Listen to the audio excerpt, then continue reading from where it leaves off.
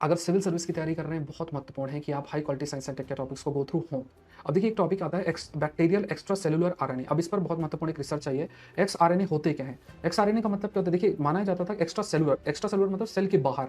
तो extra cellular जो RNA हम ऐसे आरएनए जो सेल के बाहर मौजूद होते हैं। मेनली ये फ्लूइड लाइक ब्लड है, सलाइवा है, यूरिन है और सेरिब्रोस्पाइनल फ्लूइड है, इसमें पाया जाता है। तो पहले ये माना जाता था कि जो भी मतलब ये सेल के बाहर ये निकलते हैं तो ये एक्सीडेंटल है।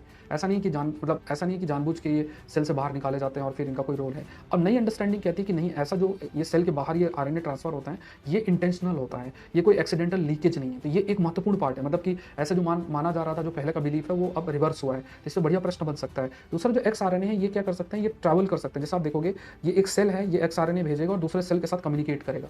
ये एक बहुत महत्वपूर्ण है, मतलब सेल्स के बीच में कम्युनिकेशन में ये एक्स आरएनए मदद करते हैं। महत्वपूर्ण पार्ट है कम्युनिकेशन सिस्टम का सेल्स के बीच में। इनका रोल भी है, जैसे मान लीजिए एक्स आरएनए इम्यून रिस्पॉन्स में हेल्प करता है, टिश्यू रिपेयर में हेल्प करता है, उसके अलावा जो ग्रोथ है, डेवलपमेंट में हेल्प करता है।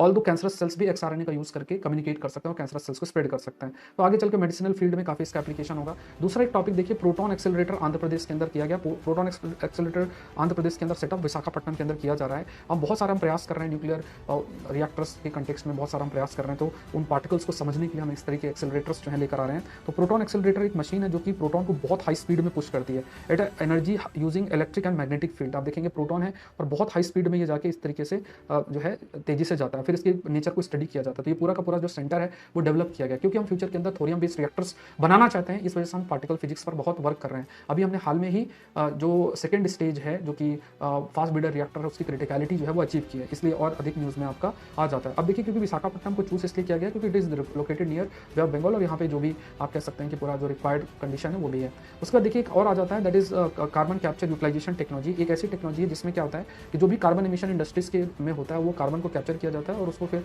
स्टोर करके यूटिलाइज किया जाता है, उसको कन्वर्ट किया जाता है, फ्यूल है, केमिकल है और कई प्रकार के बिल्डिंग मटेरियल्स में कन्वर्ट किया जाता है। तो ये थोड़ा सा आइडिया आपको होना चाहिए कि जैसे अभी फिलहाल 20,000 करोड़ रुपए जो है इसमें दिया गया था, जो बजट है उसमें दिया गया था, इसलिए हमें इस टेक्नोलॉजी के बारे में जानकारी होना चाहिए। देखिए, सीसीयू या सीसीएस की बात करें तो सीसीएस स्टोरेज और यूटिलाइजेशन, एक तरफ कार्बन कैप्चर स्टोरेज और दूसरी तरफ कार्बन कैप्चर यूटिलाइजेशन है। तो यूटिलाइजेशन का मतलब आप नए प्रोडक्ट में उसे कन्वर्ट करके यूज कर रहे हैं। देखिए, ऐसे बहुत सारे टॉपिक्स डिस्कस हुए हैं। मैराथन सेशन एक हो चुका है, इसी चैनल के अंदर है, आप पूरा गो थ्रू ही 4 घंटे का है, तो बहुत सारे टॉपिक्स आपके कवर होंगे। और अगर आपको पार्ट 2 चाहिए तो नीचे कमेंट सेक्शन में आप हाईलाइट कर सकते हैं। Thank you everyone, thank you.